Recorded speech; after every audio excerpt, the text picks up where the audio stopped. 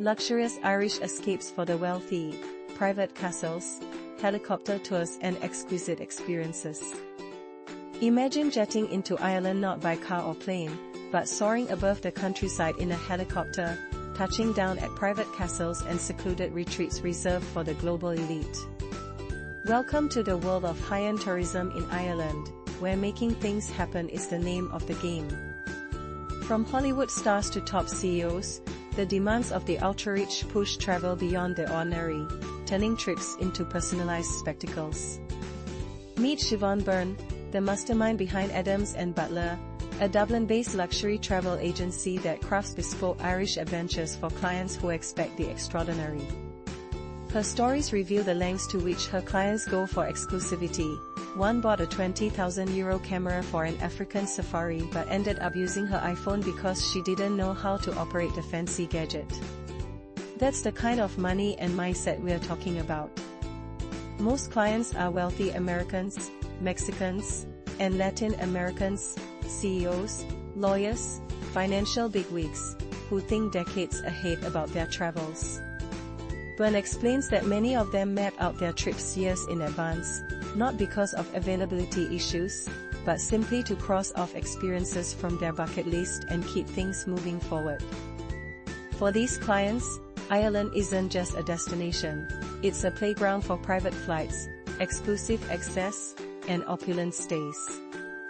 Byrne recounts organizing an entire week for 4 women, with a €200,000 budget, staying in presidential suites and zipping around in helicopters.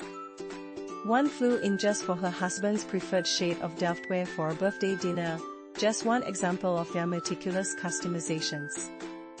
When discussing Ireland's regions, Byrne cleverly rebranded Northern Ireland as Upper Ireland to allure more visitors, transforming perceptions and boosting appeal at international fairs.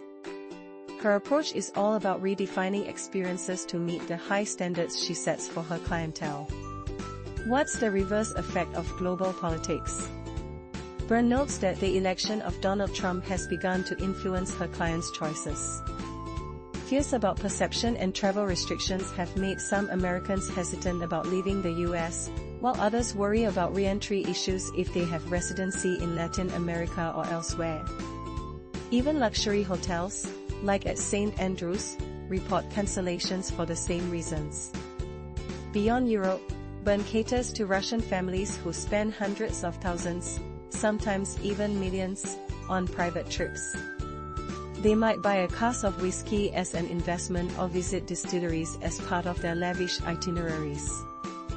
Her own personal history adds a layer of authenticity to her expertise. She was married to a Moroccan who introduced her to the tribes of Africa, living in the bush for months at a time.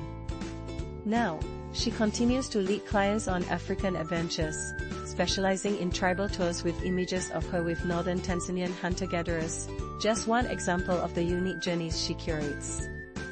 In all, Byrne's world is about pushing boundaries, whether it's helicopter rides to castles, bespoke cultural experiences, or rebranding regions, all driven by those who always want to make things happen and never settle for less than extraordinary.